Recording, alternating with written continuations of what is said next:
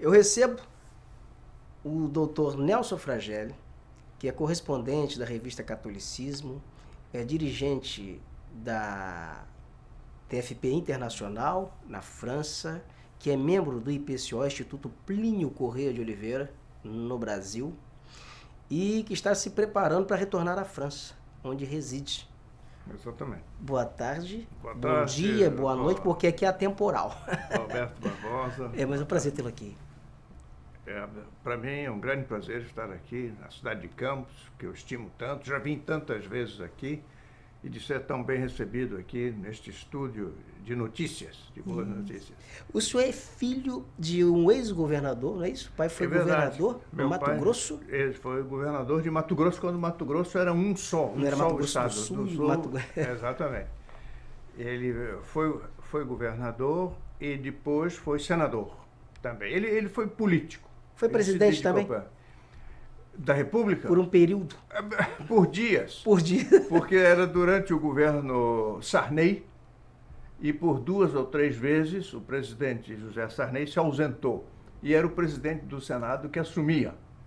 E naturalmente a família se regozijou com isso, ele tinha lá a foto dele sentado na cadeira presidencial. A festa familiar. Mas ele disse que não chegou a esquentar o lugar. Ele só passou rapidamente, sobretudo não tomou nenhuma medida. Não podia. O senhor mora na França há 40 anos. Há 41 anos. 41 anos morando na França. 41 anos na França, exatamente, em atividade da TFP francesa, que não é um partido político, não é, mas ela influencia na política. Por exemplo, quando o presidente Mitterrand, pela primeira vez, ele foi em 81, ele é eleito, sobe ao poder, ele lançou um programa de autogestão. A autogestão que ele propunha, presidente socialista, era uma tentativa de encontro entre o comunismo e o capitalismo. Ora, desse encontro é evidentemente que ao longo do tempo era o comunismo que teria vantagem. Essa autogestão prejudicava fortemente o direito de propriedade. Nós, então, com base num longo artigo, num estudo do professor Plínio Corrêa de Oliveira, fizemos grande difusão na França, é verdade, mas não só lá. Fizemos na Alemanha, na Itália também. Dr. Plínio Corrêa é fundador da TFP, foi uma entidade que surgiu no Brasil e, na verdade, depois ela se espalhou pelo mundo, né? No pensamento. Se espalhou pelo mundo. Ele é um escritor. Pela América do Sul. Isso, é um escritor formidável, tem um texto assim, formidável e muito influente. Muito. Muito influente. Muito. Digamos que no período em que o Dr. Plínio, que a TFP foi muito ativa no Brasil, nós tivemos aqui o movimento de 64, que eclodiu depois no movimento militar. Após o encerramento do ciclo militar, já na década de 80, nós tivemos assim um esfriamento do movimento conservador no Brasil. Quer dizer, houve uma ascensão da esquerda no continente latino-americano e no Brasil. Mas o que nós estamos assistindo agora, nesse período, é um reflorescimento do movimento conservador com a eleição do Jair Bolsonaro. Como é que o senhor avalia isso? Bem, as manifestações populares, porque esse movimento é inegável, estava nas ruas. Quem é que teve demonstrações?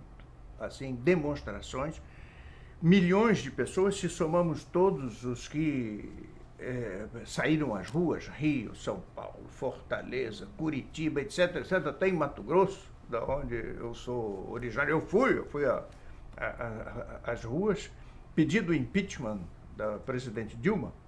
Né? Ora, era uma gente pacífica, ordeira, que é um fenômeno semelhante ao da Bolívia atualmente. Eu estava desiludido com a Bolívia depois de tantos anos de domínio do Evo Morales, de um domínio fortemente marxista. Agora, ele deixa o governo, ele se refugia no Paraguai, no México, e as manifestações de rua de alívio pela saída dele na Bolívia são enormes. Eu vi fotografias que consolam muito. Ora, no Brasil, o brasileiro, em certo momento, disse basta ao PT, basta a desordem interna, basta da falta de honestidade. E era aquele povo ordeiro que abraçava os policiais que lá estavam para tomar conta, pacífico, querendo, de fato, o que eles diziam: eu quero o meu Brasil de volta. O que quer dizer isso? Isso eram as faixas que eles tinham: eu quero o meu Brasil de volta.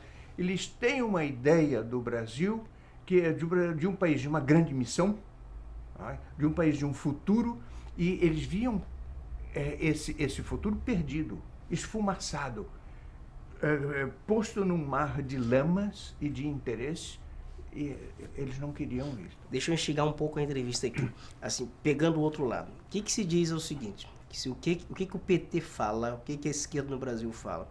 O segmento do PT, porque a esquerda ela está fracionada. Tem a esquerda lá com o Ciro, que bate no PT, tem a esquerda do PT. Então isso daí está, na verdade, uma coxa de retalho. Mas vamos aqui ao que o PT argumenta. Eles argumentam que houve, na verdade, uma mediatização, uma demonização do PT ao longo dos anos, e que isso fomentou, isso criou um caldo que acabou eclodindo nesse ambiente que aí está. O senhor acredita que seja isso realmente, ou que foi um sentimento genuinamente popular? Não, de modo algum. Foi um sentimento. A maior parte, a grande maioria daqueles que saíram às ruas não acompanham a grande mídia, que essa é muito favorável ao PT. Por exemplo, a Globo, que hoje nós estamos vendo o que ela fazia pelo PT, e mesmo usufruindo de ajudas imensas financeiras para propagar o PT, fazer propaganda do PT.